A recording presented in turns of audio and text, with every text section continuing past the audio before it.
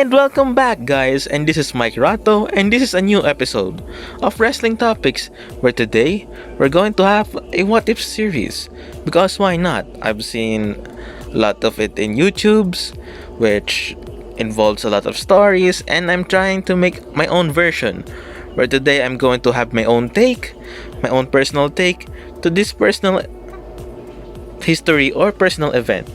As for now, we're going to try and what will happen if in this what if we will change the main event of WrestleMania 29. What will be the impact in the WWE and the future of the superstars or the satisfaction of the fans? Instead of booing the main event, will they more be satisfied or will they be more angry at the main event of WrestleMania 29? So let's get to this. In this what if, we're going to change a lot of things. And number one of that is the pay-per-view result between The Rock and CM Punk. I know some people will be angry at me for this, but I think making CM Punk the winner of that match will guarantee a better, suitable match for WrestleMania. A possible John Cena vengeance story, The Rock road to vengeance because he got screwed out of the title, and also we're going to make a screwy finish at this one.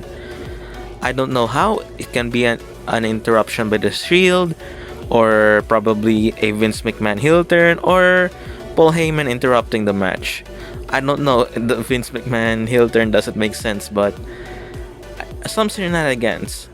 So yeah, Punk retains after the Royal Rumble.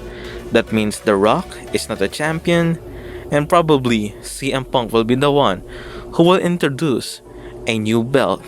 A belt that will suit his personality because he is, after all, the longest champion in the modern day era. And as for that, CM Punk introduces a new title belt, which is more better than the spinner one. I'm not sure if they're going to have this belt we have now, or they will change it in accordance to the what if. Just make it better compared to the spinner one. So yeah, the belt changes, and then the build up comes. Punk actually wrestles in an elimination chamber match with him retaining, and then we will have a number one contenders match between Rock and Cena. Because John Cena wants to avenge himself for the loss at The Rock at last year's WrestleMania. And then, actually, it's either an episode of Raw or Elimination Chamber.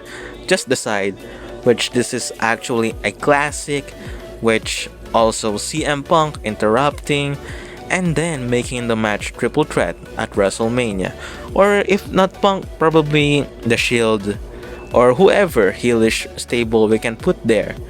Yeah, so the match at WrestleMania was actually have a build-up with CM Punk as the heelish champion, with him declaring that he defeated two of the biggest icon, and that's John Cena and The Rock.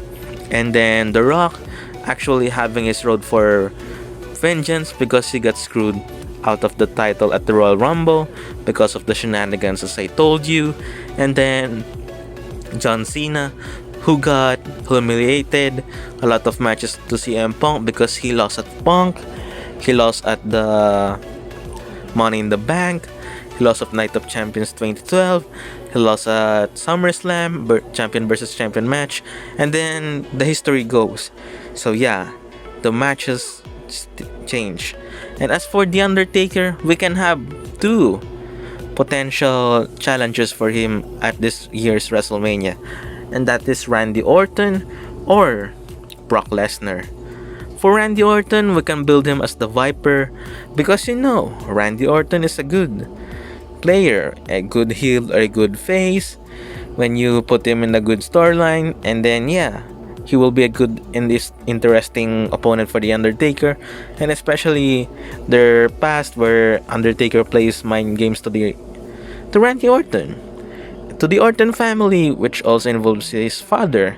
So yeah, we can put that storyline, or actually making Brock Lesnar this year a credible challenge for The Undertaker, because remember, Brock Lesnar as of now at WrestleMania 29 is not the same beast when he defeated The Undertaker at WrestleMania 30 in real life. So yeah, we can build that with Brock Lesnar losing here and then winning at the next year's WrestleMania, or Randy Orton losing here and then yeah, he turns heel after that match or after the pay-per-view. So we can have that storyline.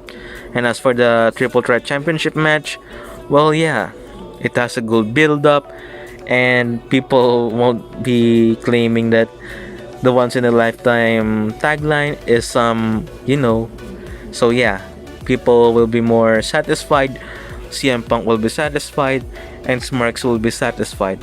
I'm not sure if the other fans will be satisfied because Punk was actually put in this match, or this match is actually happening again. But look at the history of this tree in this what if. CM Punk as the heelish champion and then the two is actually chasing him. So yeah, the WrestleMania match actually starts with this. We'll have the challengers entrance first and then CM Punk actually walking just like in real life with the Living Color band singing beside him during his entrance. So yeah, that happens. And then in this match, we will have some flashbacks at last year's main event, and then CM Punk interrupts, and then the formula where Punk and Heyman interrupts, and then coward move, and then how matches go between two faces and one heel. So yeah, they will chase Punk, and then Punk will go and run, and then some moves, some offense, and then yeah, we can have two possible endings for this. It's not three. If you're thinking that The Rock will win this in this what if, he will not. Because remember, The Rock actually left WWE after this because he's going for his Hollywood movies. So the two possible endings are CM Punk retaining, which is a lesser meaning for this event. And as for John Cena, who actually got his vengeance for the two people who humiliated him. I'm not a John Cena fan. I'm not a huge John Cena fan, but look at the story. John Cena defeated the man who humiliated him in 2011 and 2012, and actually defeated The Rock, who actually he has a storyline of making excuses just like in real life, which he lost the pay-per-views in 2012. So yeah, it is a good day for John Cena because if this match actually happened, it is a huge payoff for him. And then as for Punk, he will actually get his leave after the next night if this happens, and then return at SummerSlam 2013. Punk is satisfied because he actually main evented at WrestleMania, and then The Rock will go to his Hollywood base. So yeah, when I put the scenario of CM Punk winning, this will be actually the headline if Punk wins. CM Punk is the most dominant champion. Remember, he beat two of the guys who has the era for themselves, for the biggest superstars such as John Cena and The Rock. So that means Punk will actually have a bigger name in WWE. So yeah, we can put that match with CM Punk actually dominating. So yeah, Punk's stocks actually gets bigger if Punk won the match.